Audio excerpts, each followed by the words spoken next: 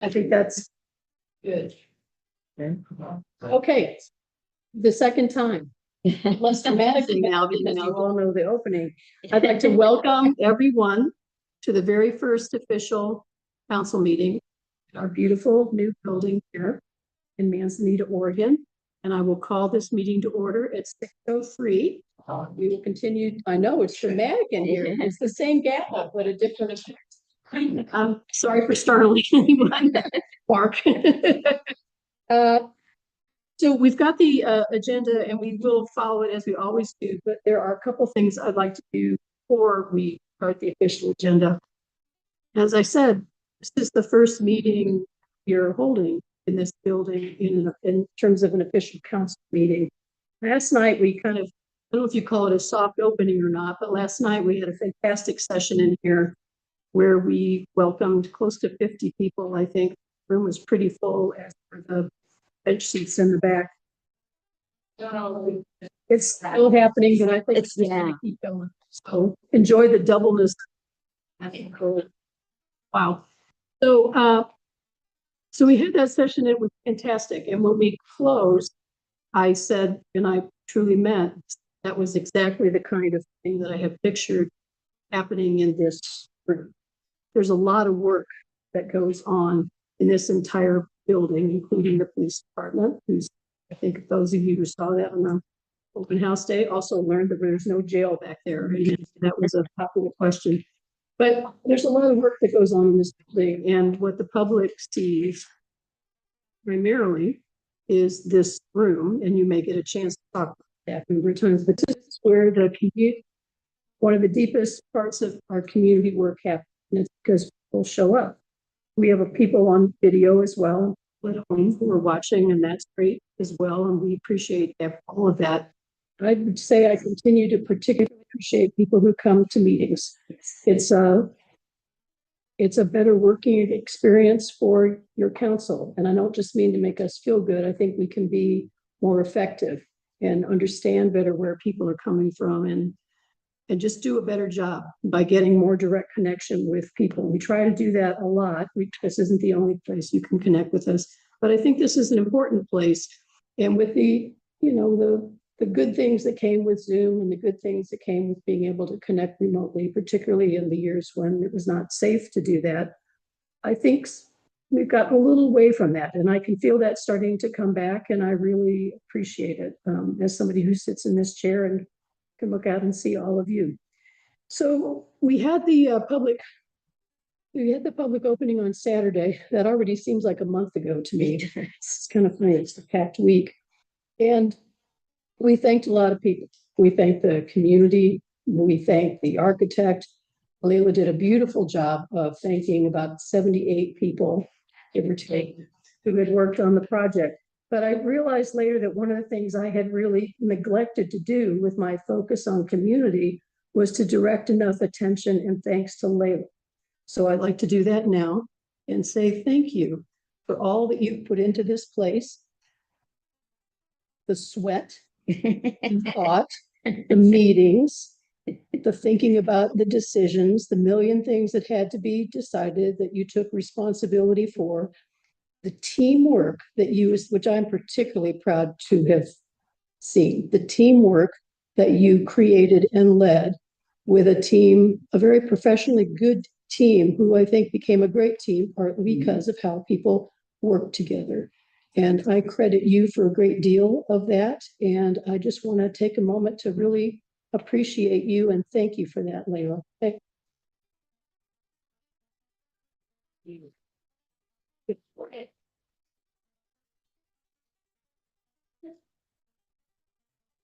It's not really on time and under budget. Yeah. And before we start the official agenda, I just have one more thing I want to share. So we did, when we did the opening and we did the ribbon cutting, we were joined by a wonderful couple who many of you know here locally, John and Velda Chandler. Now, John married into greatness by marrying Velda. Velda is part of the Underhill family. They're not here tonight, but Velda, after the ceremony, had sent a thank you note to Councilwoman Kozlowski, and I'd like to share that because I just think it's nice and it's a good reminder of kind of where we're sitting today. So Velda said, "We are so thankful for this celebration for both the city of Manzanita and the communities." And you'll notice she used the plural of communities throughout this. This site where we're sitting now has always been a gathering place, as a school where families and the communities came together, as a grocery store and shops where families and the communities came together. Now as a city hall and meeting place where families and the communities can continue to come together. Our family, the Underhills, moved to, were business owners and volunteered in this area beginning in 1928. They had a heart for the people, nature, and God's majestic beauty. Our grandparents, Jake and Elmira Doma, our uncle, Elmer Doma, our parents, Lawrence and Bethel Underhill, as are John and I, plus family members Lynn and Dina, so pleased that the legacy of families and communities gathering on this site will be carried on. Congratulations. So thank you, Velda and John, if you are watching us or watching it later. Appreciate very much the ability to share those words. So how most exciting is that is the consent agenda, and that's what we're going to do next. Skip audience participation. I did skip audience participation, so feel free to continue helping me. Nancy, do we have anybody signed in for comments tonight? No, we do not. And online? We do not. Great, thanks very much. So the consent agenda, I'm so anxious to get to it. Tonight, we're going to be approving in one fell swoop unless any counselor feels otherwise. The July 9 regular session, July 16 work session, and July 22nd special session that we had last week. So the practice here is to pass it unanimously unless there is a reason to call out or discuss a particular item. So is there an item any counselor wants to refer to? All right, may I have a motion, please? So moved. Okay, I may have a second. Second. All in favor? Aye. First vote. In order. Okay, it's a no applause. I'm just noting it because it's kind of amazing.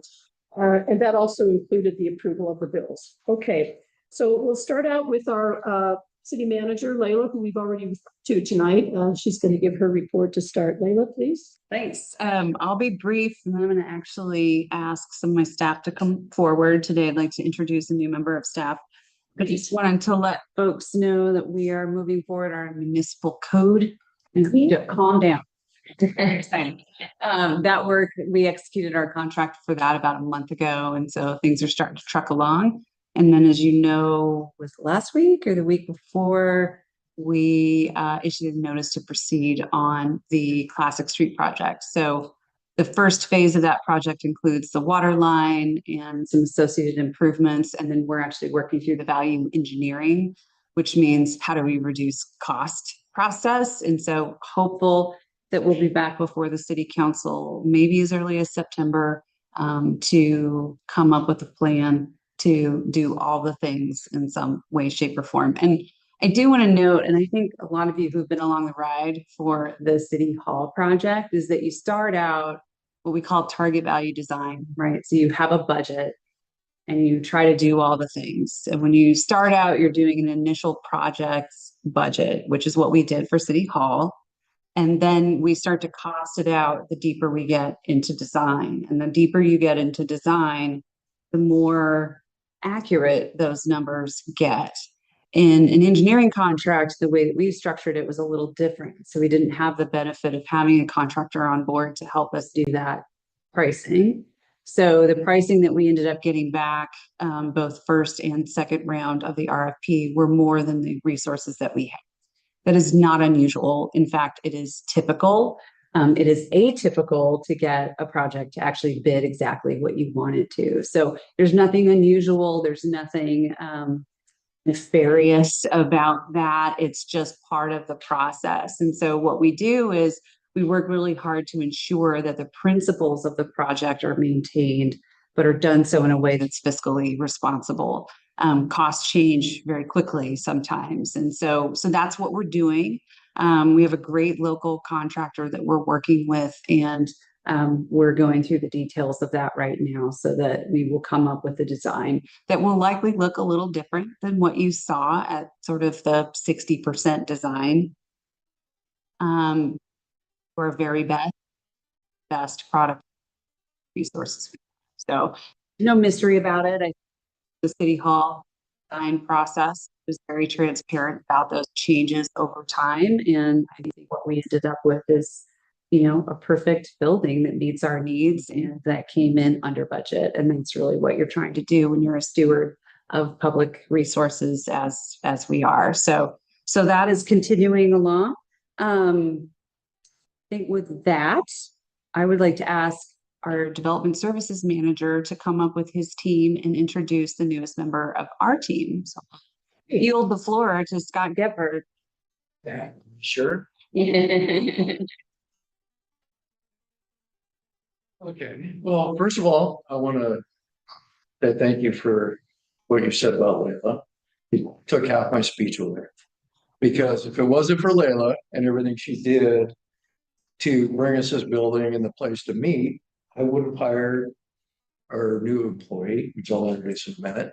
So it was all, because of her forward thinking and letting us run our accounts.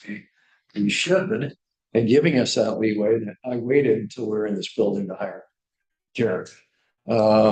Which hopefully, if any of you have dealt with building or planning or short-term health, it's hard to get a hold of us because we're not in the office or we're upside down in work. So thanks for your patience if you've had to deal with us, but hopefully we're on track now to provide a lot better customer service. So I brought Chris along too. Chris has been with us just over 3 years now.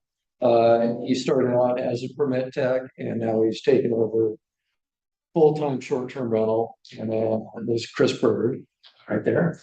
And then we have Jeremy Monsager, who just started just over about a week and a half. And Jeremy is now the permit tech, planning tech. And I'll be sending him to school to do inspections and become a certified inspector. So I'm going to let Chris say a little bit about himself, and then Jeremy, you got 20 minutes each. Sorry. 3 years. It's a new adventure every day in Tanzania. I really love the city here. I live in Cannon Beach, so I try and imagine that it's refreshing breath of air. I don't say that like, it is very fortunate to be here. And I'm just glad to be the short-term rental manager and hopefully to take the program to new heights. And I do have good news, Layla. We are $70,000 above second quarter last year. Awesome. So Manzanita is booming. I don't know if you noticed, it's a little busy. So the tourists are here, and so the revenues are awesome. My name's Jeremy Monsager. Week and a half ago, so I'll be the new planning and permit technician. So any phone calls will most likely get forwarded to me or emails, but we're all here to serve any of all your needs and just hope that I can ease the process and hopefully take a little load off of these guys. And You already have. I'm doing my best. So but yeah, I'll be going to school and working and answering people's questions and trying to make the permit process a little bit easier and quicker for anybody who may say otherwise. I'll do my best. But yeah, I've been here pretty much school here. School graduated. I'm a builder here for about 10, 12 years with various contractors. At the highest point before I got hired here, I was my own independent. Seeing the growth is pretty amazing. They keep finding places to put more houses, and it's a good thing. And I think that with the legislature and stuff that's going through, I think it's heading in the right directions. I look forward to working here and hopefully I can help out wherever anyone needs. Questions? You are now released. Stefan. Thanks for being here tonight. That's great. It's great. I was never a fan of going up to the water processing treatment plant to talk to you about anything, so. I know. I like this. Okay, thanks. Anything else? That's all. Thank you. Great, thank you. So next up, I think we have Mark Kestner here. Mark, you want to step up to the table?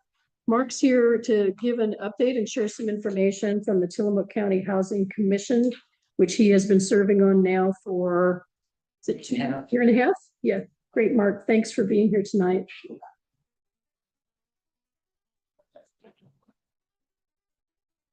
There you go. There's your best side.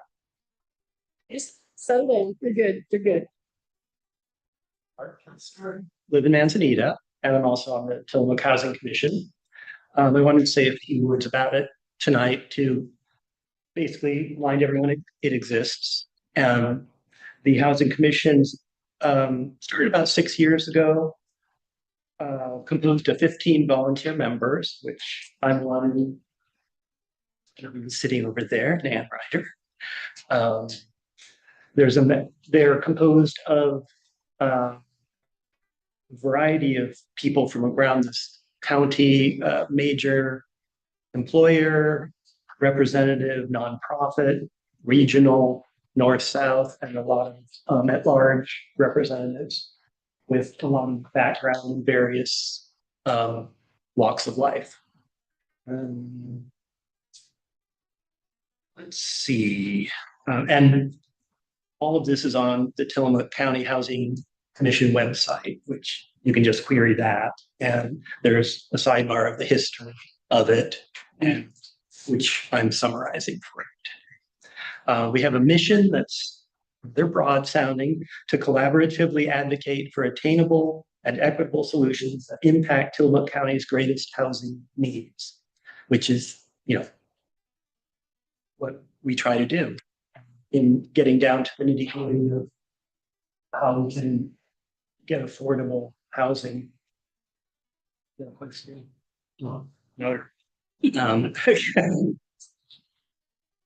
meet the first Thursdays of every month at 9 a.m., which coincidentally is tomorrow morning at 9 a.m. So I've put in a plug for all of you to come physically or virtually to the meeting.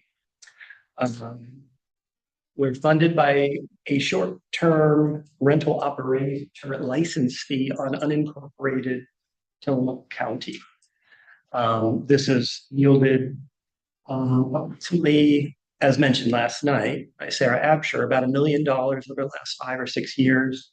We've been able to grant to various developers and folks making various apartments and such that slot into a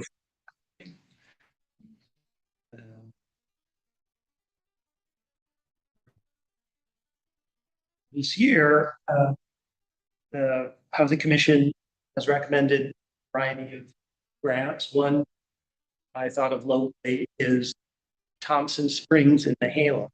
It's an unusual one for us because we have until this only awarded grants to rental affordable housing. This is unusual. It's people can buy a house, and it will be Thompson Springs is in the backside of Nehalem, and they're proposing kind of land. They'll come in homeowner association, but land will be owned in perpetuity, but through a somewhat complicated system, homeowners will be able to earn equity, and it'll be limited so it can stay affordable. But we were intrigued that, and it's aimed at developmentally stable adults. So it's a very interesting project that we're really hoping to take. It is an example of what we try to do. right here, as many of you know, the Manzanita Pines has broken ground. We gave 2 awards of money to them in the last 2 years, 60 units, under 60% of the area median income, some of them under 30%. So that's what, 10% of Manzanita's population, if it's 60, but yes. So it's a lot of people. And that will have hopefully a really important impact on us.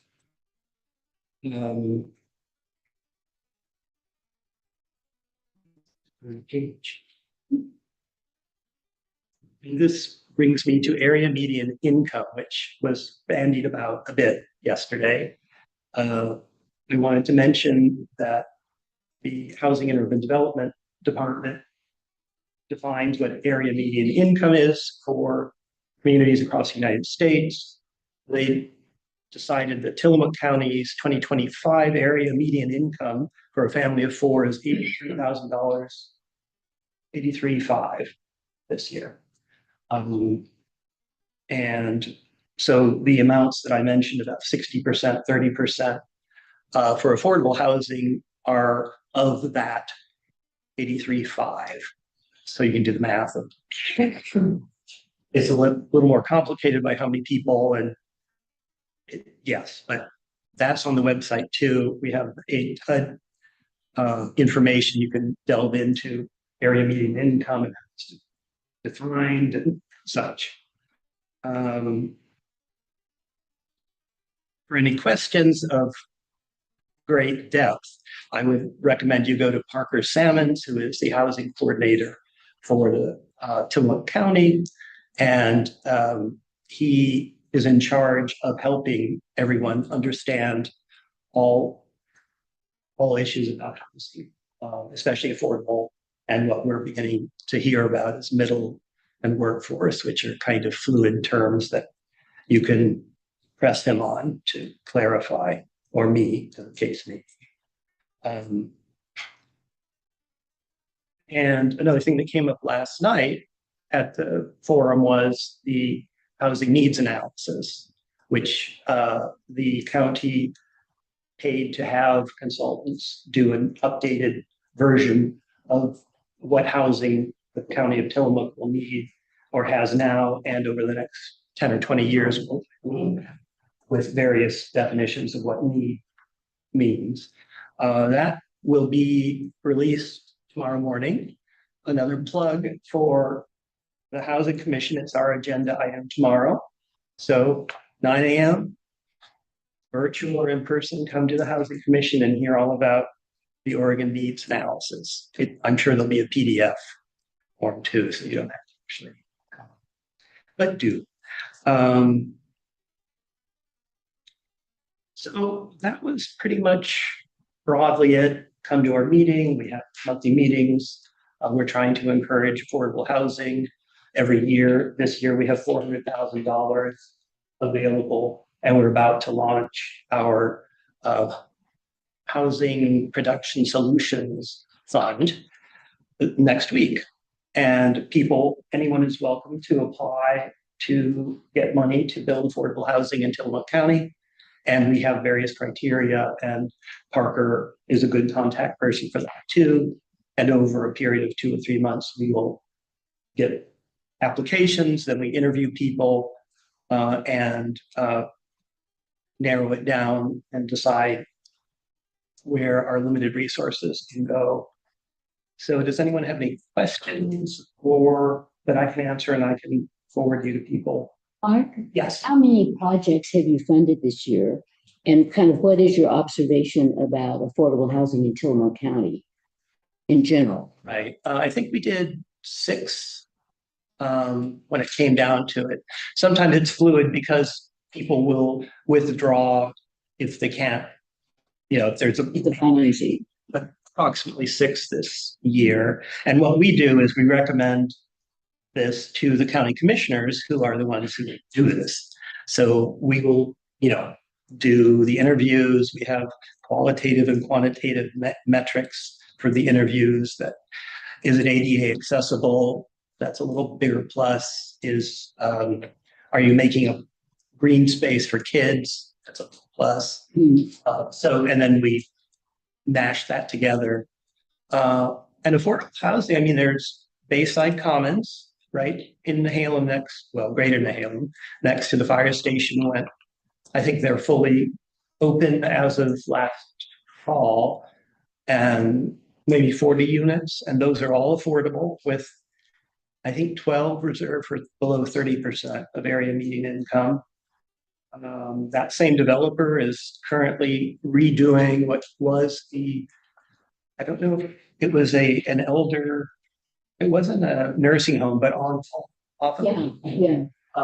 We funded initial money for him, Darren Murphy, I believe his name is, to refigure that, and he's going to make individual units that will have full kitchens, which they didn't have before, and I think still aimed at the elderly who fall below a certain income range. So that's what We say seniors now, we don't say. 65 years or so. Seniors. 5. That's good. Seniors. That's good after a building had been sitting just unused for a little bit. Get into all that. It's good. Yeah. By care and Yeah. their bureaucracies, it takes a lot of time and patience. So I think we're forging ahead. There are some Bay City units that look promising. A duplex is now fully done. That I think was maybe 12 units that are, I can't remember. Sometimes they're not affordable, but they're within a range. But I believe we gave them some funding. And that reminds me, I should jump back to last night that above affordable, which, I said, there's the area median income of $83,000, but middle housing and middle income goes 80 to 120% of area median income. So when some of what you all were talking about may not be affordable, which we say either capital A affordable or little a affordable, but we're talking about 60 or 30%. I don't know if that's official, but that's how the Housing Commission kind of.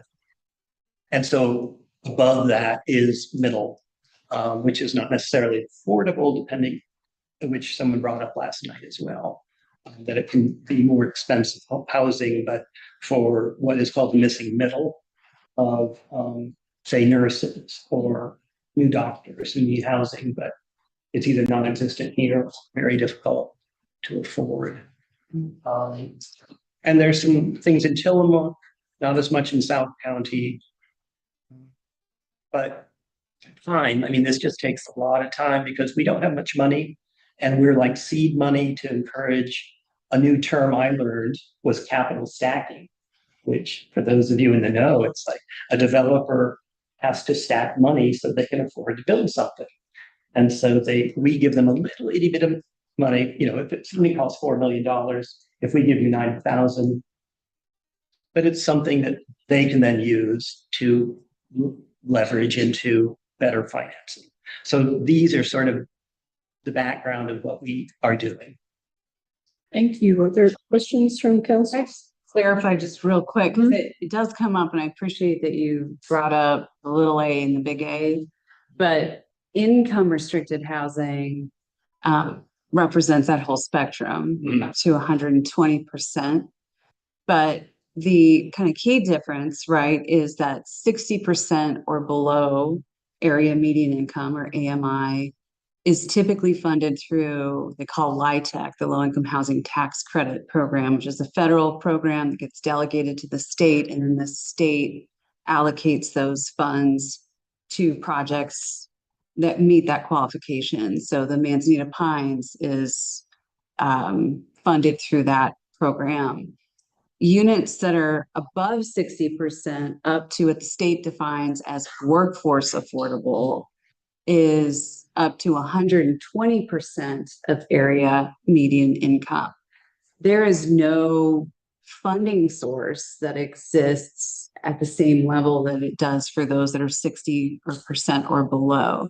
So the kinds of programs that the county has with respect to that workforce housing, that's 60, it's typically 80 to 120% are non-existent. And so it's very difficult to finance those kinds of income restricted projects because the resources just don't exist at the federal or the state level. So just the kinds of programs that the county offers in terms of cash-based incentives, and then meaning the county and Manzanita's tax abatement program actually supports projects that go up to 120% area median income. And that's in response to an extremely high cost of housing that exists here, which it's actually more constrained here in Tillamook County than when I was in Multnomah County, because we have a 0% vacancy rate here. And so that type of housing is a lot more difficult to build capital stack because lenders are less likely to provide funding because you're saying, hey, our pro forma shows we're going to take below market rent so that we can support folks that earn maybe up to 120% of AMI for a family of 4, mind you. It's just a lot more difficult to fund. So some of the programs and incentives, you always hear me talking about 4 things, right? Cash, land, incentives, and regulatory. Those things help sort of facilitate that kind of housing. So it comes up a lot. And I just want to, as much as I can emphasize that there's some pretty big differences between the 60% or below and then everything between that and 120%. So the work that you guys are doing is really essential to supporting the development of workforce affordable housing, I think. Some of the projects allow for an averaging. So that's not the case with the I mentioned, but the average may need to be 60 or 80, but that means some can be 110% if others are low. But again, it depends on the project. So we try to be as broad-minded as we can within the letter of the law. Councilors? Yeah, Jerry? I'm just curious about the Bayside Commons, right? Comments, yeah. And that filled up pretty quick, as I understand. It took a while because at the opening, Darren was talking about it, and they were having trouble getting enough people who could qualify. I believe they were making too much money sometimes, but I believe it's full now. So it took maybe 8 months, 6 to 8 months. I mean, it was filling up. I think it took a while. Yeah, I had a conversation with the administrator at the nursing home, Wheeler, because the nursing home and the health clinic both struggle to have staff live in the area. And unfortunately, when he looked at the numbers for Bayside Commons, which I think will be the same numbers for Manzanita Pines, he just mentioned that all of his staff do make more than at least the one-person household limit for those, which was a little surprising. Actually, it's good news that they're paid a little bit better than I thought they were. But does the commission is the commission in a position to have any sense of the makeup of the residents at Bayside, which could sort of give us a sense of what we can expect at Manzanita? Or is it people from the area, people that work in the area, people are moving to the area? I don't want to speak for the others, but we know nothing about makeup beyond what we assume and will be. I don't want to say police, but another component is these income levels are checked. So this isn't just sort of based on belief that we're all nice people. There's a built-in check of income depending on, in fact, Parker Salmon's part of his job is to check sometimes income. Yeah, and it gets more complicated. It's not all income, it's rent too. But so no, we won't know. I don't know. Like it's typically Aaron would- annual, there's annual reporting and compliance. Yeah. So no, you don't. That's where your workforce housing that we can't afford to do is really, That's why it's important. Yes, yeah, because Exactly. that's what's missing. yeah. Anything else? Yeah, John? Mark, I'm assuming you've seen some drafts of the needs analysis before it comes out in its final version. Yes. And I wasn't real clear when, our town hall was taking place last night about whether this analysis is breaking up various communities, or is it all encompassing of simply the county? It's very, well, it's both. It, for instance, shows Bay City, X, how many houses they have, or population housing, 10, 20 years out, projected growth, Manzanita, the same. But there are a lot of unincorporated, so it is plugging in specific assumed numbers. And part of the reason we saw it was we were a little concerned with some of the numbering in early drafts. Sometimes they use PSUs. They have a The census. census, yeah, and it's based, I think, only on census, so it doesn't. If it's not in the census, they're not capturing it, basically, was my understanding. And housing is not in the census in that sense. So we, a group of people, have been filling in what we felt was more realistic population and housing stats based on what we know. We've like the duplexes that we were just talking about in Bay City. I don't think they were included as a growth. And so since the commissioners are spread around county, it was helpful to say, well, what about X and Y? And this area doesn't really have buildable land. This area does. So the assumptions, it's kind of a moving target with the forest lands and the ocean, and there's only a little bit of buildable land. So you have to say, well, there's nowhere else for it to go but there. Right. And therefore, the odds are better that that community probably will be seeing heavier housing. And does it go so far as to analyze what types of employment is available currently and projected in the future, to understand, a community that's mostly small shops on a main street as opposed to a city that's got a cheese factory? Right. I'm not remembering the employment side, but that doesn't, it was 2 months ago that I actually saw it. So I don't remember, but not a big part of it. Typically rely on population forecasts. There's what's called an EOA, which is an economic opportunities analysis, which is sort of the corollary to the housing needs analysis. But part of the population forecast, I think, does incorporate in their methodology, which I don't know, but some measure of understanding of what the past trends were. Typically, it was like straight line linear growth. I don't know that it's diverted too much from that. So like, what has the past growth been? What do we expect to happen in the future? But typically the EOA would deal with the employment side of things. Okay, thank you.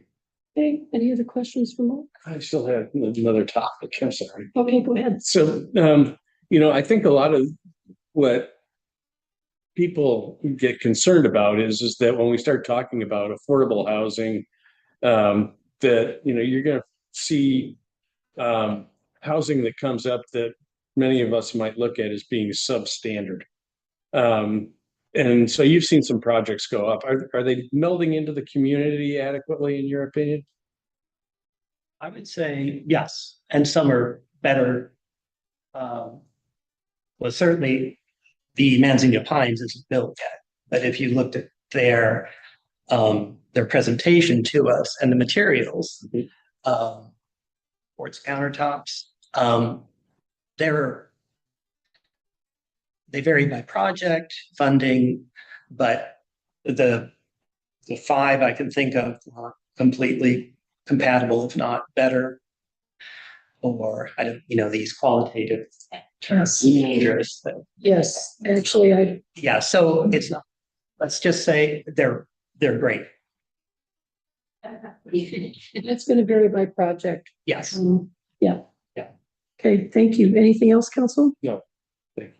Okay, thank you, Mark. Thank you for your service on that committee. That's another example of people in the community working really hard and attending meetings and studying and making decisions about small grants that can make a very big difference for people. And they mostly do it in a very quiet manner. So I want to thank you publicly for the work you've done on that.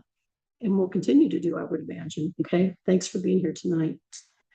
Okay, so that is the informational reports. Now we're going to go to some things that we have visited in the past. And I'm going to invite Nan Devlin to join us up here at the stand. And Nan's going to be giving us an update and talking about next steps with wayfinding program.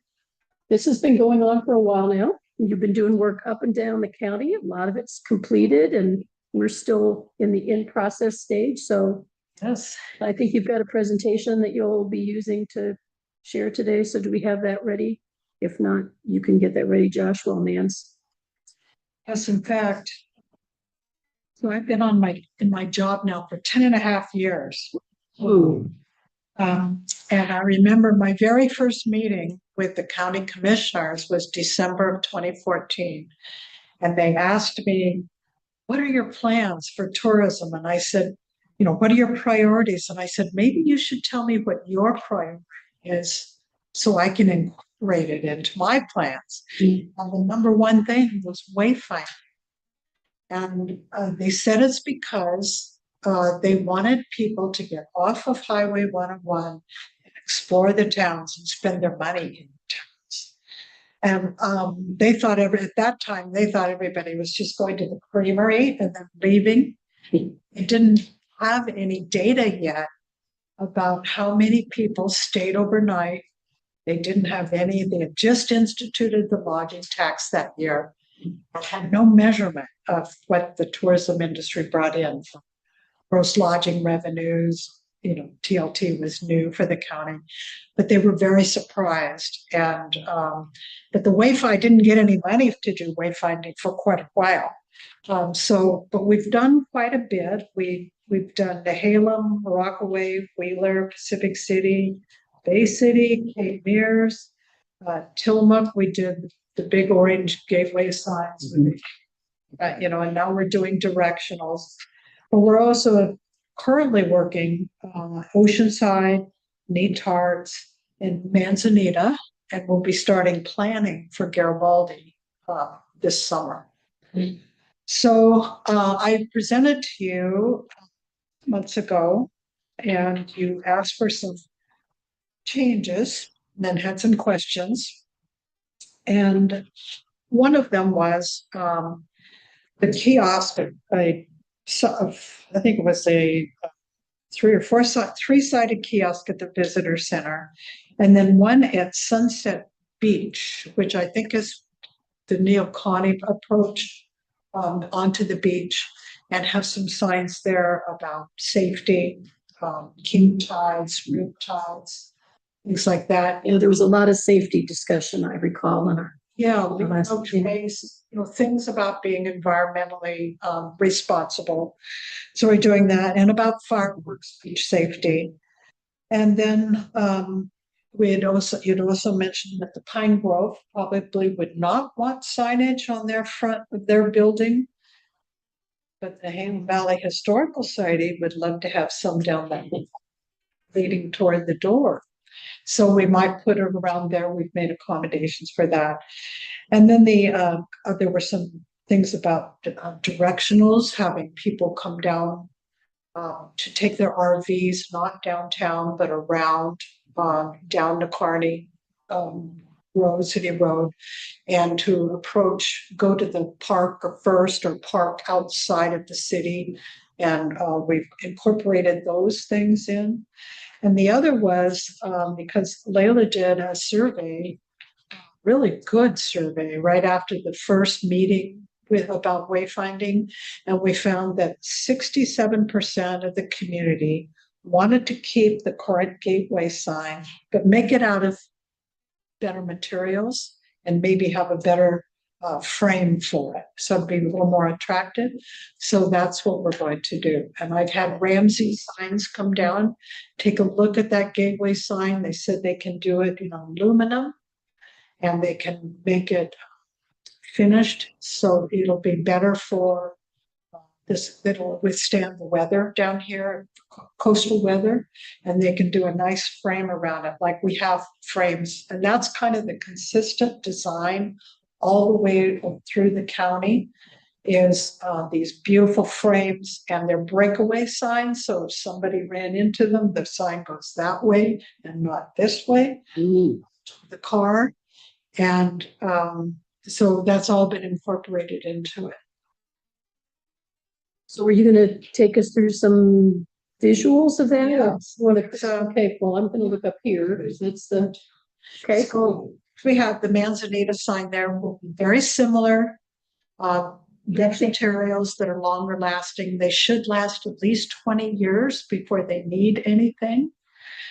The directionals, the current directional, I like the look of the directionals. That this is the green sign with the arrows on it, yeah. It's very hard to read if you're driving in a car. Yeah. You have to actually get up close to it and see, and they've all, of course, changed now that your city hall is here and police departments up here. So those will be changed to a little bit different look.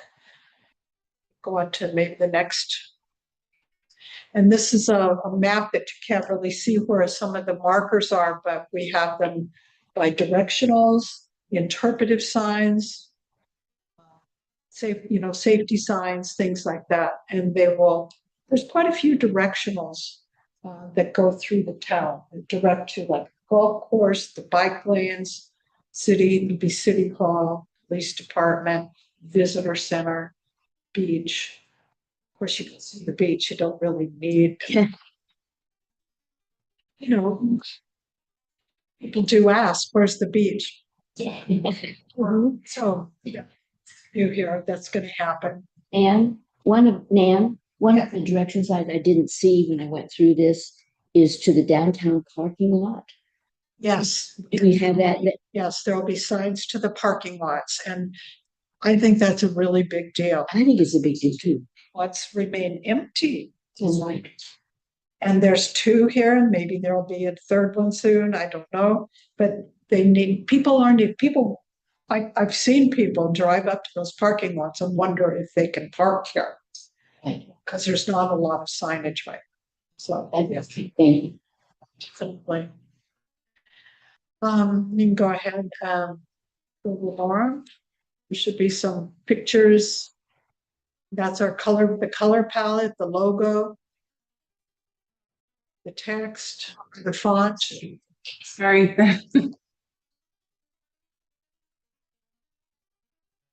A little bit more. There we go. Those are standard icons.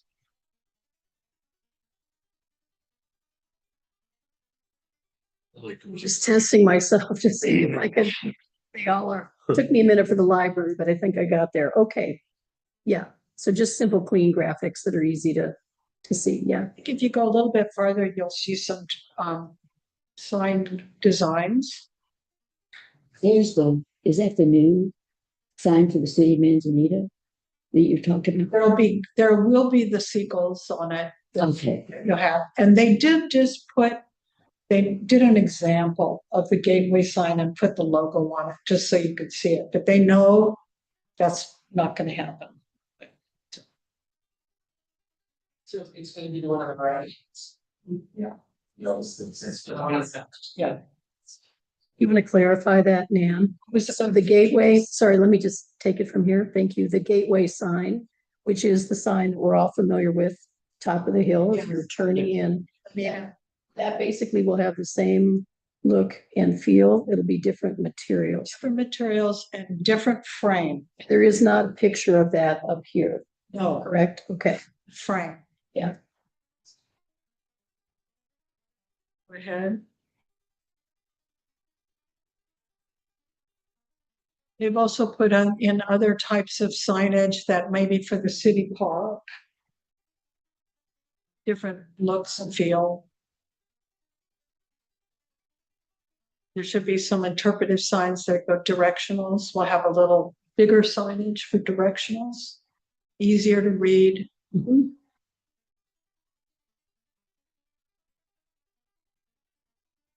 So there's the city park sign. Be nice.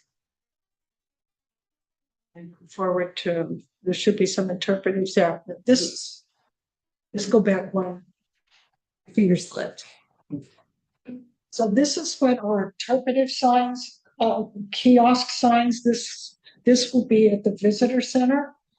And there will be safety information, leave no trace information, things like that. It'll be 3-sided, very close to the building.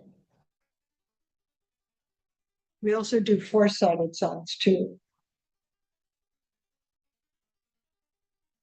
There should be some more interpretive ones. So now where are we on this one? This is what they had proposed for, but they crossed it out. This is what they had proposed for the Pine Grove.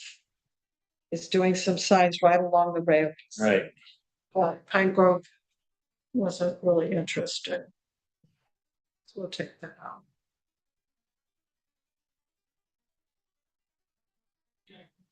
And if you go a little farther, should be some interpretive signage with stories. I find that the communities love the interpretive signs because they can tell the story of their villages that are important to them. They can share their values there. For instance, Oceanside is doing some interpretives about Native history. They're working with the tribes on that. Also, the flora and fauna, and also the sea life, safety with sea, if you see, a seal on the beach, things like that. That's the last slide. There should be And that's the last slide. the last one. So I wish I had signs for the interpretive signs, but they are flat panels. They're about, I don't know, 4 by 3 by 5, something like that. 3 by 4. And they tell a story, and they're on a pedestal. They're kind of down a little bit, so you're not looking straight up like that, but you can read that at that. And those kinds of stories, I'll be working with, what do you want to talk about? What's important to you? And we'll be working on that as well. So my assumption on that is you'll be coordinating with staff here to start to get a feel, because it's not been time to talk about that yet, and we're not going to do that tonight, obviously. No, obviously. So that'll be another next step in addition to looking at just what the framework for everything's going to be. That's right. Okay. Yeah, and there were some things talked about when we had wayfinding meetings about what they want to talk about. And so we'll start incorporating those, and we'll put all of those in what's called a design intent drawings.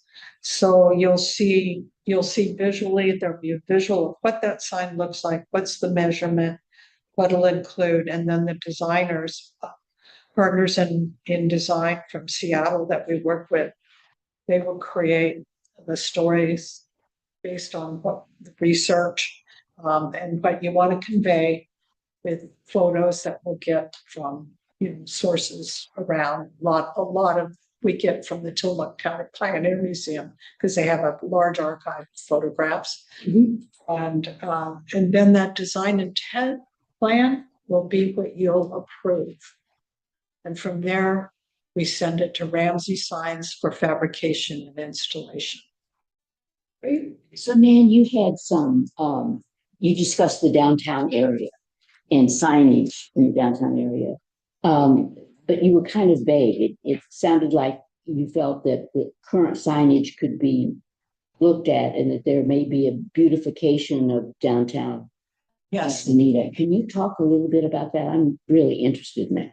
Yeah, I would say one of the best, examples of that is Bay City. So Bay City did, in Rockaway Beach, used signage as beautification elements. And they also accompanied it with designed trash cans that were ADA trash cans. So if you're in a wheelchair, there's a lever that you can pull and put your trash in. It's really very cool, but it all coordinated with the design of the signs. So beautification can definitely be incorporated in this. Thank you. What's the expected timeline for the next step? How long would you expect that to take? My guess is toward the end of the year, because we'll have to put together, we'll get the stories that we want to tell and get initial copy and, images, things like that. So I'm hoping by December. Okay, great. And do you want to, because we didn't talk about it tonight, we certainly did before. Do you want to remind everybody about the funding source for this and your budget and where that came from? So our budget pays for this. And so every year I ask the county for usually close to $400,000 for signage. And I've been awarded it all, but except during COVID years. But we've been working diligently on this, and we actually, it comes out of the lodging tax that the county collects. And so it's usually the number one biggest budget item in my budget.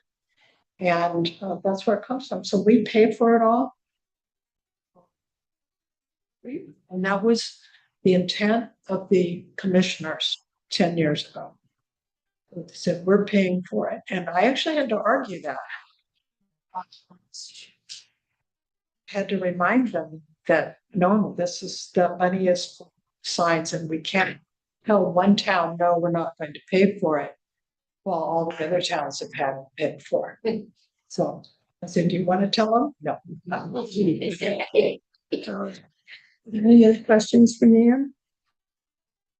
Nan, thank you. Is there anything else you need from us tonight? No, I don't think so. And, I think that especially with this, if you want to do some interpretive signage around here, around the city, we can certainly add to that. Whatever you'd like to do, but we'll get talking about that. Great. Great. Thank you very much. Thank you. And as with Mark, thanks for all you do for the broader communities here. Appreciate it very much. Thank you. Thank you, Nan. Thanks, Nan. Okay, so our next item is a housing ordinance update. So who in the room tonight was here last night? Council, raise your hand.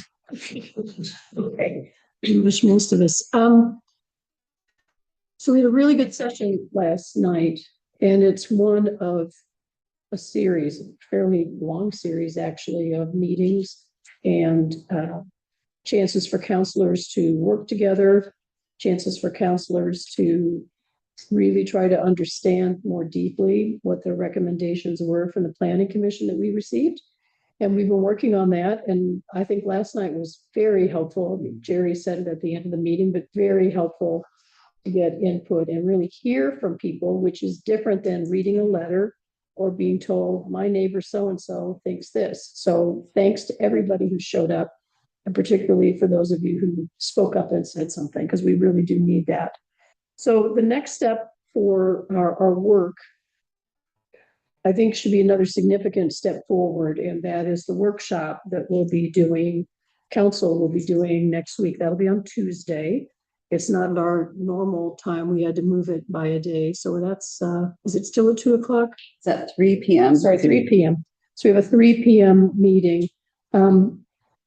My proposal, and I'd like to see if council has feedback from you while we're talking about it here today, but my proposal in that meeting will be to take we'll do some beginning work and summary, but my basic proposal for that meeting will be for us to go kind of point by point, step by step through what's been recommended to us and what we've been discussing, and take another temperature check to see if we are starting to get consensus from council on what direction we want to give city staff. So in this meeting, if we're able to do that in the meeting, we could concede, and we don't know yet because we haven't had the meeting and we're still all digesting last night plus any other feedback we get. But in that meeting on Tuesday, we'll see if council members, as people who will be voting on this, are ready to give direction back to city staff to say, we want this exactly as it is, or we want this, but we'd like this change, or we'd like this change and this change. So, because the next step for this won't be to, if there are any changes at all, the next step for this will be for the work to go back to Layla and staff to rewrite and redo. And then that will come back to us as council for another round of deliberation. And then we will start, if all goes well, and I have no reason to think it won't, then we'll get into the more formal hearing process and the things we do in council meetings when we make changes in ordinances. So the question for every councilor, not to answer right now, but is for us to say between now and Tuesday, have we shifted on any of these points from the last temperature check we did? And are we far enough down in our own minds to be able to give good, clear direction to staff? Because we don't want to do a ton of back and forth. That's just not productive. So we have to be ready to make some suggestions to staff to alter the report if need be and know specifically what that is. So Layla, is there anything you'd add about process to that at this point? And I'd like some feedback from council.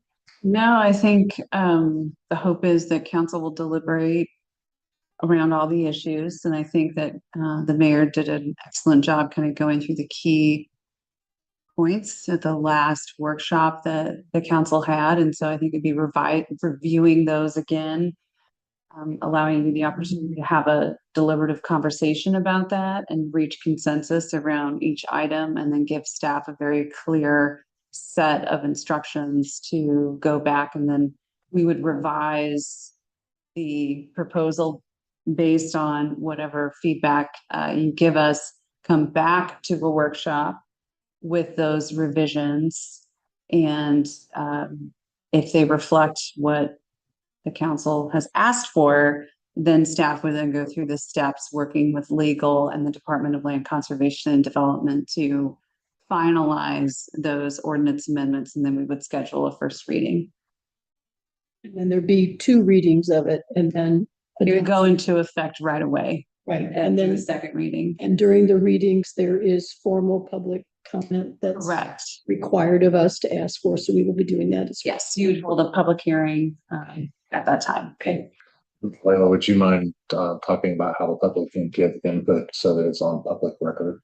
Oh, sure. So once the public can always provide comment to the city council via the city's council's email. But if you want your comment officially included in the record, once the ordinance has been posted for first reading, you would submit that to City Hall at cimanzanita.or.us. And we would include that in the packet, and that would become part of the official record for that public hearing. So any written testimony would need to be received in advance of the council's hearing, and then folks would have the opportunity to provide verbal testimony at the hearing as well. Okay. And any questions? No. Okay, Jerry? So, no, it all sounds good to me, but I think, so last night we had a great conversation with the community about big chunks of this, but not everything. Okay. So are you proposing that at the upcoming workshop, we start to do the temperature check on what we looked at last night? I'd like to do a temperature check on everything. Okay. Because we have been, Sure. we did cover everything last night. Not everybody had a comment, but we have been listening to comments and feedback and seeking feedback from the community about all of this. So my goal would be to see where we stand looking at the whole thing and not break it into 2 pieces. Yeah. Okay. That's okay? Sounds, ambitious for a 2-hour work session. But Yeah. I certainly agree with the trying to do it. I just think that it perhaps makes sense to start with what's fresh in your minds. That's nice. Okay, that's a good suggestion. Tom, anything? Catherine, you know, your organization has been outstanding. And so the way that you've led us through this, you know, I trust you to do that some more. I don't know that we're that close yet. Just That's what we're gonna find out. that's what we're gonna find out. But on that timeline, would we be then talking about having an ordinance that we pass by the first of the year? It'll depend on, you can look at me, Well, I'm looking at I know Layla too. you are too, but it'll depend on the extent of changes in the Yeah. rush. And that's it. So we won't know how to forecast that until we understand and can get consensus on how much work there is for, how much work staff has to do to redo. Yeah. And then we'll look at the calendar. That's possible, but I don't know. Okay. We'll probably have some sense of that after Tuesday, do you think? I don't know. Okay. We'll see. Yeah. I mean, it's not pre-planned work that we know how it's all gonna go. So we're gonna find that out in the meeting on Tuesday and then we'll pick it up from there. And it's a bit, you know, it's not unlike the budgeting process. You plan. And then if you have to make a shift, you'll make a shift and talk about that. So my desire is to, my desire, and I think it's one that everybody would share, is to have as thorough an input process as possible that is not endless. We could get input on this, as my grandmother would say, and she never lived in Tillamook County, but she would say till the cows came home. Yeah. So that's not good either. And it puts people in a state of, what are the rules going to be when I want to do something? What's the impact going to be? And I think part of our service is to move through this deliberatively, but not endlessly. And it's just one of those things we'll have to use our judgments on.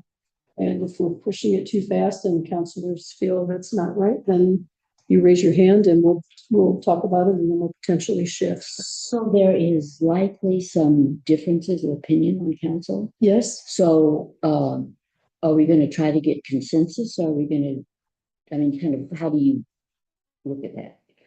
well, I think personally, having led so many of these kind of projects before, land use, I think it's good. I think as close to consensus as we can get would be ideal. I think we will have to play it a little by ear. We're not voting, Right.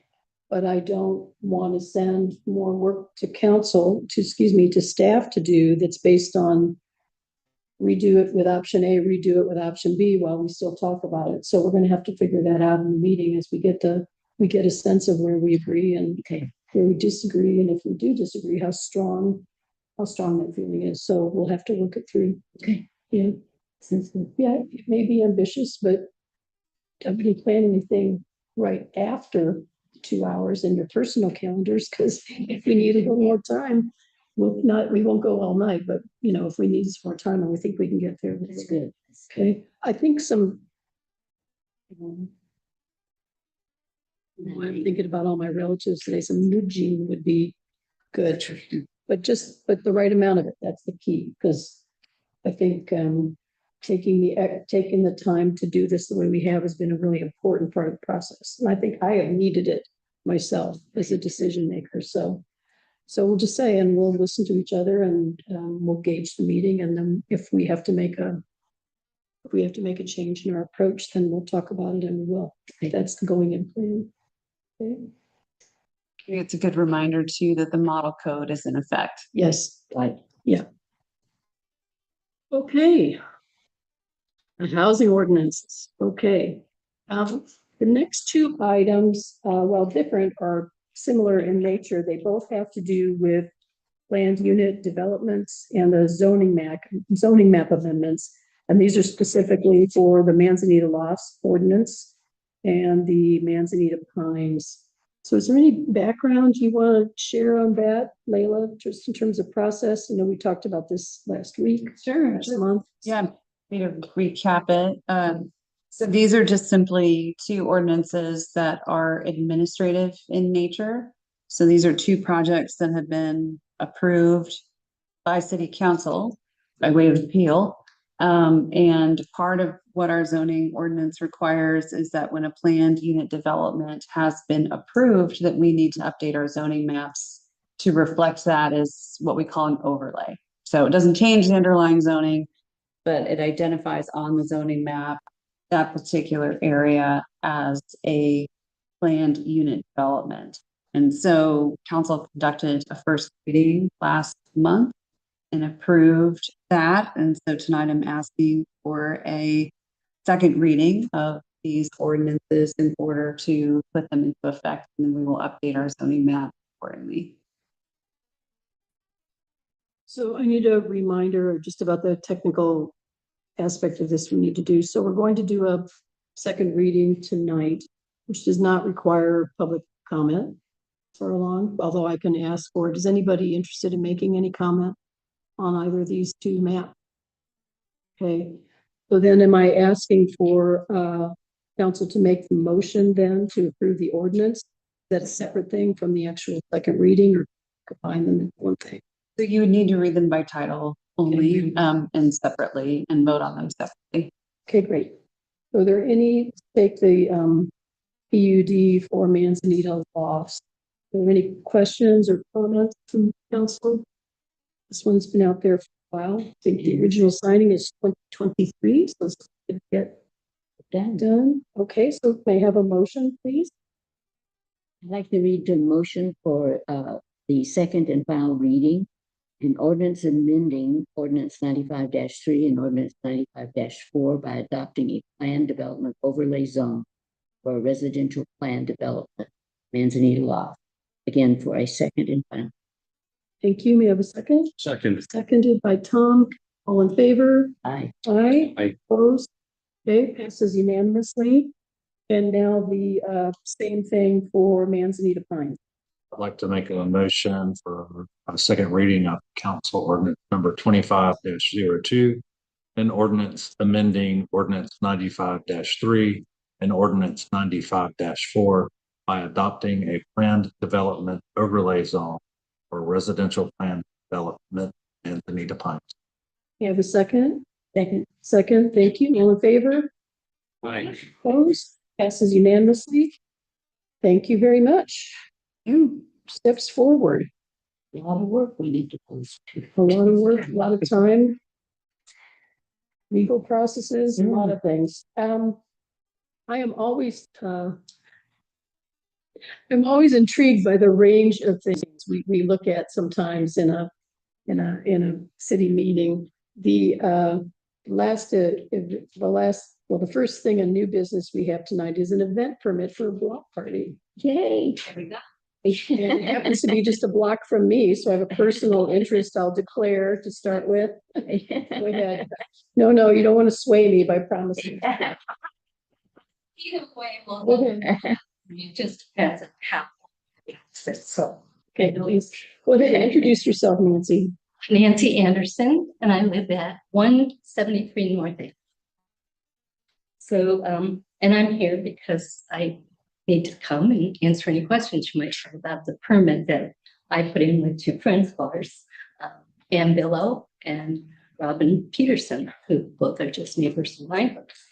And we decided we wanted to have a block party because we walked around the neighborhood a lot. And we realized that we've had a lot of turnover. So we have, in the last 8 years, probably, I'd say a third of the properties have changed ownership. And we realized that many of our neighbors don't know the other neighbors at all. They may know one, they may know two, but they don't know the whole neighborhood. So we thought the best way to do it was to have a block party.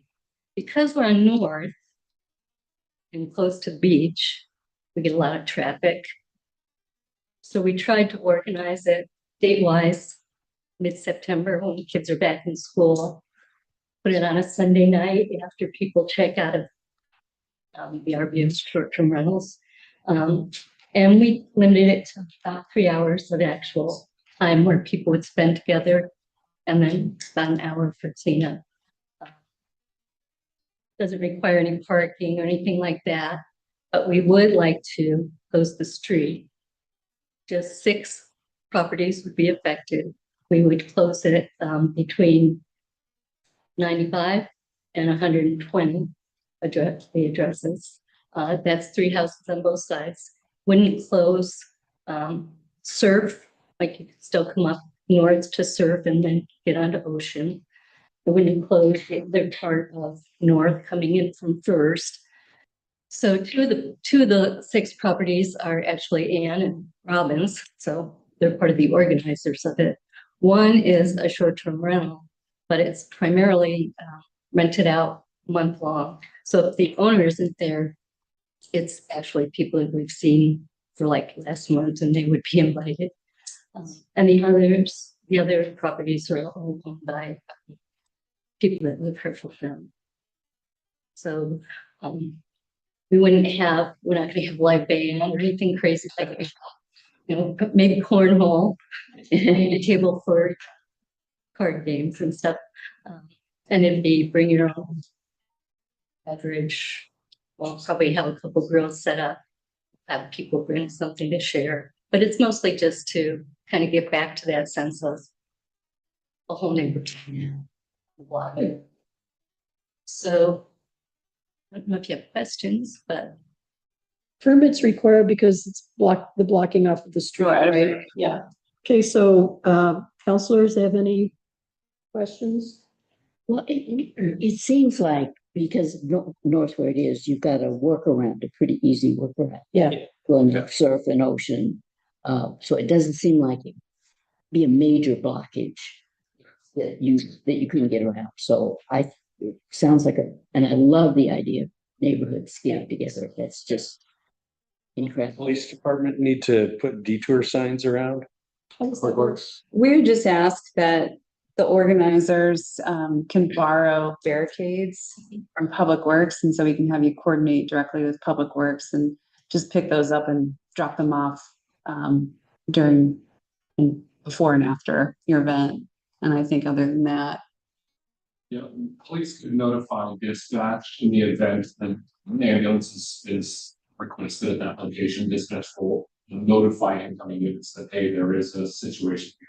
So it's super easy to figure out. For like one-on-one. Okay, we weren't gonna get crazy, Mike. We'll be glad to accommodate any extra traffic on Washington Avenues. Then we got your neighbors next door. If there are no other questions or comments, could I hear a motion? I got one more. Sorry, go ahead. And I'm surprised Linda isn't asking this, but up in my neighborhood, when we block off, because we do block, I'm a dead end, and so we just kind of take over the street. We use it also as an EBC, organize your neighborhood cluster party. And I don't know if you have incorporated any thought to that. well, we did talk about that a little bit because new people that we've talked to, they have no idea how to get hold of anybody else on the street. And we heard most recently with the earthquake warning, some people aren't on alert. So they didn't even get anything until somebody else happened to tell them. So I think we haven't really sat down because we were kind of waiting to see this first and then organize the parts to it. But if we could talk with people about that would be great. Yeah, because our neighbors said they'd really like a couple of the neighbors, a map with the houses, with the addresses, with names and phone numbers and everything that we could send out to people later. So that would be. It's not a requirement for the permit. Curious. People have mentioned that too. Okay, all right. It's a lot of people. Yes. Yeah, that's great. With that, I'd move that we grant the permit for a block party on North Avenue. Second. Great, all in favor? Aye. Okay, opposed? All right, go forth and have a nice time. And now that you've approved it, we really would like some of the councilors there because it's important for us to know who you are. It's your service. Yeah, thank you very much. Is there any other business that we need to take care of tonight? Council updates. So Brad, do you want to? Geez. Yeah. Hey, so I am ambitious about this next work session that we're going to have. We'll see how it goes. But I did want to remind council and say as well, and during part of our strategic planning process going into this year, we identified a couple of areas that we knew we wanted to start to get into and talk about as council members. Not necessarily that would require any funding or budgeting this year, but some things that would get us looking forward on a couple of items. One in particular, the state of emergency preparedness for the city. And I think that's really right for some good work. Also, we want to revisit and see how we landed and what work we need to do for our strategy on revenue diversification. Jerry led some good work on that, so we've got to revisit and say, where do we want to go with that? And then the third is really more of a looking at the capital assets of the city, which we didn't want to even embark on until this got finished. So there's at least 3 areas that are going to, we set ourselves the task of, on top of the other immediate goals, to start to do some strategic work. So I want to mention that before I realized or saw kind of where we were with the timing around the housing ordinances. I thought this would be the perfect month to just devote to strategic planning. And for those of you who've had to do this kind of work while you're also managing the day-to-day, you know, the hardest thing about strategic planning is making the time to do it while you are dealing with what's in front of you. So even if I only mention at our work session that we've got this work to do, I will bring it up in some way, shape, or form, because I do want to start to get a sense, we need to get a sense as a council of where leadership will come on these 3 topics between the 5 of us, and what that might start to look like. So I don't think we're going to make huge progress on that this month, but we'll start to bring it up and remind ourselves that we set ourselves that task for this year. Okay, so that's that. And assume we can just move on. Tom, do you want to go ahead? Do you have any updates? I really don't. Honestly, I've been so engrossed in trying to understand what we're doing in zoning. And thinking about the various permutations of that and of course we've all been excited about moving into this building. So Yeah, that's about all that I've done towards my job as counselor this past I month. think that's a very adequate report. Thank you, Tom, very much. Jerry? Yeah, so I attended a meeting last Friday. The League of Oregon Cities had a regional meeting to talk about, I should say, revenue diversification. Mark Kessler was there, so it's good to see Mark, and we talked a little bit about what's going on statewide. So LOC is actually going to do us a big favor. I think they've got a revenue reform project underway,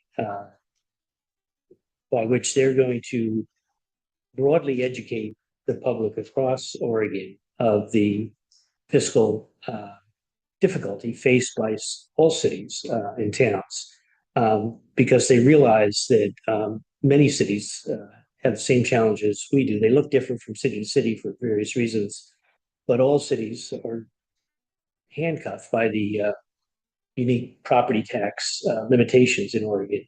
And so LOC, I think, League of Oregon Cities, is going to provide a sort of informational cover statewide so that we can do the work on revenue diversification as the public throughout the state is being educated about the fiscal crises from community to community. It's really, we've already, in Manzanita, we've already identified the most likely sources of additional revenue. We're not going to learn anything new from LOC on that. They're using the same consultants to develop the substantive part of their project, but the sort of informational part of their project and the persuasion part of their project, I think, will prove very helpful to us.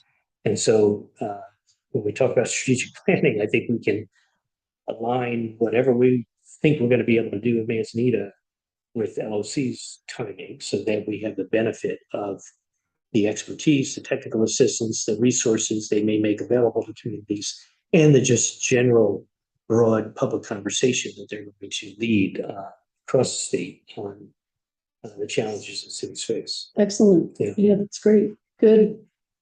And Support will be appreciated. I Yeah. agree. Okay, thank you for making the trip down to that meeting. Sure. It was where? It was in Tillamook. Tillamook.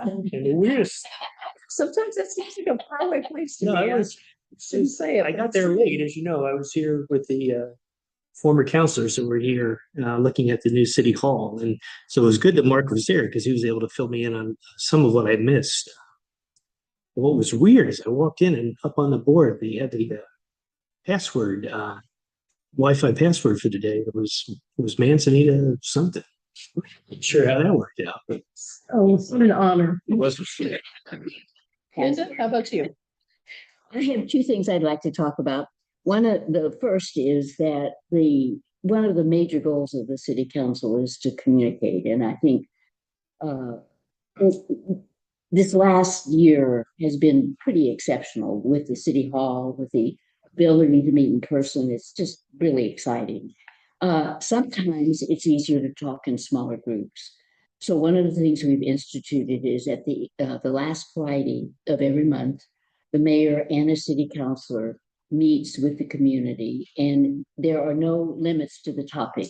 Recently, the topics have been middle housing, as you'd expect, and I think we've learned a lot from those conversations. They're a way to really get in-depth information. This next and probably the last one that we will hold outside of City Hall will be at the library on the 29th, Friday the 29th, from 10:30 to 12:30. We really encourage you to attend, and we really encourage you, if people are wondering about what the city's doing, or there are questions about the city, please encourage them to come to those meetings, because that's really what they're there for, to answer and to learn about what's going on. The second thing I'd like to talk about, which I'm really excited about, anytime you're involved with emergency preparedness and you have a tsunami, it's really exciting. So it's exciting because it's a learning experience. Nobody got killed. It was a bit chaotic, and we learned from that chaos. And I think, like Nancy mentioned, there are a lot of new people here, and we want to get out and kind of spread the word. So I think there are three things that are really important to understand about a tsunami and earthquake. One is that there are two types of tsunamis. One is a local, and that means that there's an earthquake here, and we will more than likely have a tsunami within 20 minutes. So when the earth shakes, that's your warning. Wait till the earth stops shaking and get to high ground. And there's no other warning that will come. That's it. The second is a distant tsunami, and that's when an earthquake happens far away. And that earthquake creates a tsunami, but it takes many hours for the tsunami to actually reach us. So you can learn about it on the social media, news. You've got probably the shortest would be something that happened in Alaska. That's about a 4-hour transition to here, but there's still plenty of time to hear about it. So understanding that a distant tsunami, you'll have plenty of warning. The best way to get a warning, is to sign up for Nixle. And what Brad has done is on the EBCNB homepage, there's an article, and it identifies the different warnings, which are really straightforward and pretty honest. We got to an advisory, which was a 1 to 3 foot wave on the beach. So all you needed to do was stay off the beach. But it also gives you a link to sign up for Nixle. And that's really important, because those are the emergency preparedness people. Our county emergency manager gets information from NOAA and from the National Weather Bureau, so they're really up to date. So that's really important. This particular tsunami was a little more confusing than I was kind of surprised at the lack of information, which is something we really need to work on. But I can assure you that Mike, who is our emergency manager, was in close contact with Layla. So the city was ready. The city put out signs on the beach to stay off the beach, which was more proactive than other communities in our area. So we're really on it. I mean, we're really, the city is working on being prepared. And I think both Mike and Layla did an excellent job. The response that we respond to is called the Incident Command System. And that's a national command system that all agencies use in response. And as part of the preparedness, the council is going to be taking, hopefully the council will be taking, the ICS 100 class coming up November the 3rd. And I hope everybody will put it on their calendar. We had planned to do it before, but it had to be canceled because of competing events. But it will be a training and then an exercise on how you utilize the incident command system. And Mike, I'm really hoping you can join the council, be there, because I think it's a real good way to network. We're also going to be inviting the other councils from Nehala and from Wheeler to join us. So that's kind of the first step to being prepared. And bottom line, the issue really falls to the city. The city is responsible for preparedness and for making sure the community is safe. And I can assure you that we're doing everything possible to make sure that that happens. And I think even though it was a little chaotic, this last tsunami was a really good example. Together, a really good example. So sign up for Nixle, understand that a distant tsunami, you have time. And that if the earth shakes, get to high ground. And go to ebcnb.org to get the link to Nixle. Thank you, Brad.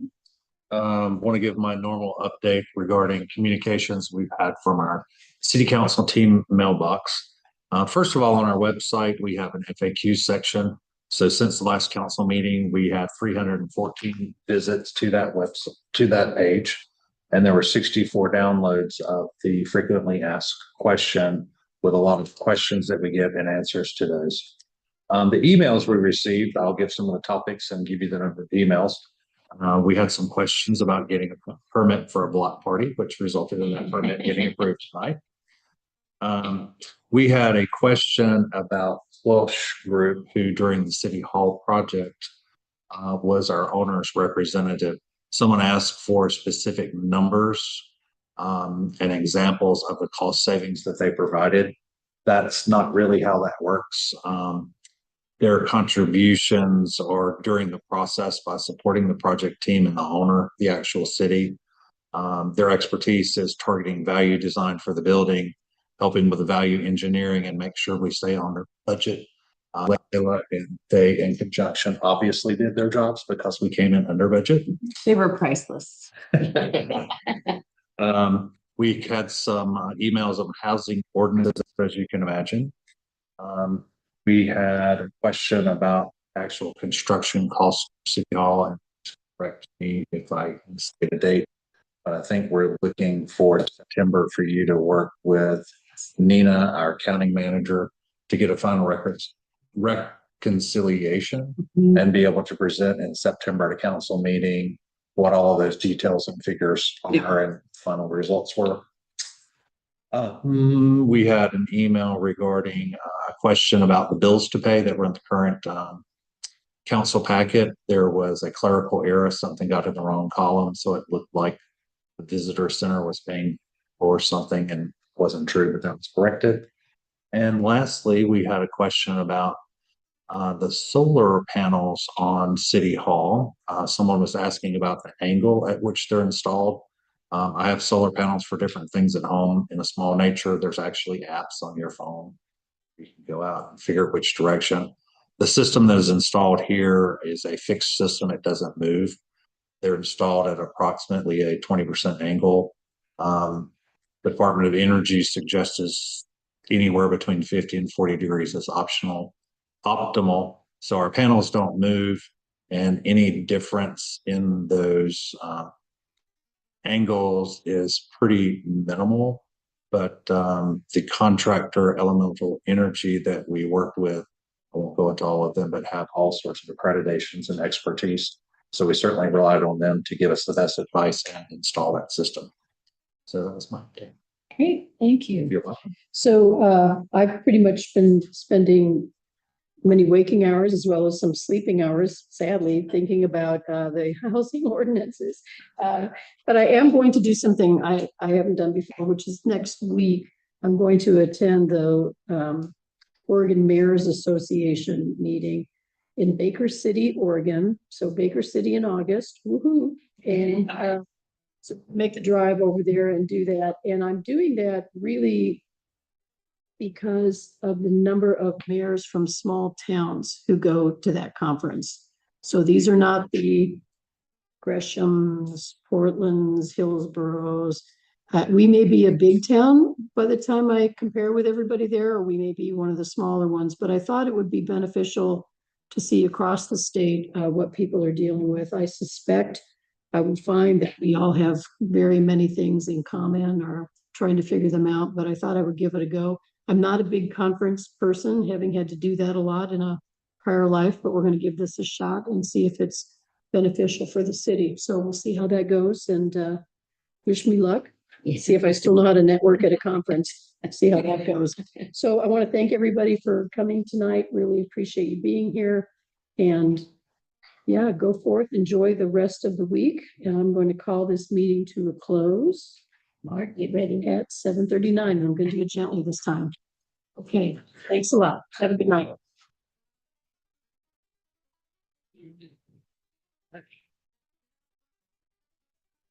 And Jared. You're not really in St. Hotel.